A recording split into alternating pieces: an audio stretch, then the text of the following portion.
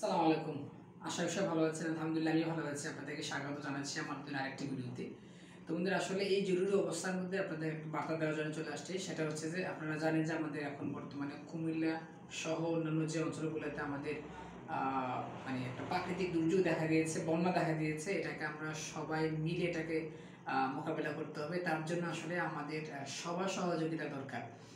তো এই সহযোগিতাটা আসলে আপনারা যার যা অবস্থান থেকে আমরা করতে হবে। আর বিশেষ করে আপনারা যারা মানে স্পটে যেতে পারতেছেন মানে পারতেছেন না আর কি, আপনারা চাইলে আপনারা যারা এই ত্রাণ কার্যে যারা সহযোগিতা করতেছে তাদের মাধ্যমে আপনারা কন্ট্রিবিউট করতে পারেন। তার মধ্যে একটা অন্যতম প্রতিষ্ঠান হিসেবে দাঁড়িয়েছে, সেটা হচ্ছে আসফিনা ফাউন্ডেশন।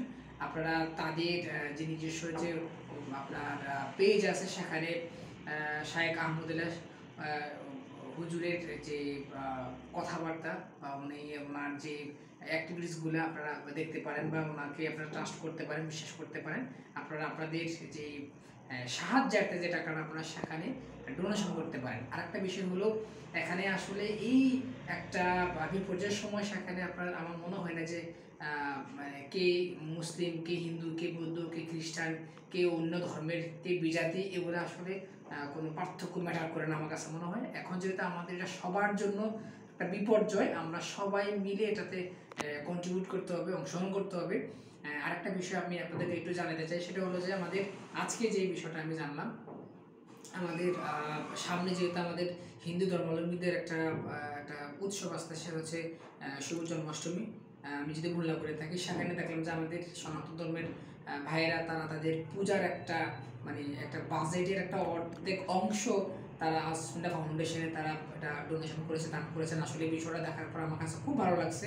পাশাপাশি আমাদের বৌদ্ধ ধর্মের বা অন্যান্য ধর্মাবলম্বীর ভাই বোনেরা সহ আমাদের এই বিপর্যয় থেকে কীভাবে আসলে একটু সহযোগিতা করা যায় ভাই বোনদেরকে, তারা সে আপ্রাণ চেষ্টা করতেছেন। আর আমাদের পাশাপাশি অনলাইন অ্যাক্টিভিটিসদের মধ্যে যারা আছে, বিশেষ করে আমাদের মানে ইনফ্লুয়েন্সার যাদেরকে আমরা বলি আর কি, কন্টেন্ট ক্রিয়েটর যারা আছে, তারাও মোটামুটি মাঠে নামছে। কিছু কিছু আছে মানুষ যারা বিতর্কিত।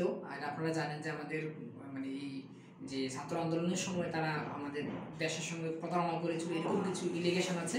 তারপরও আমি বলবো যে আসলে যারা কাজ করতে ইচ্ছুক, আসলে পিছনে বিষয়গুলোকে ভুলে সব কিছু করে এখন নতুন করে আগামী বাংলাদেশে করতে হবে। এবং যেহেতু আমাদের এখন সমস্যা, পিছনে জিনিসগুলো আমাদের না মনে রাখাই সবচেয়ে বেস্ট অপশন হবে।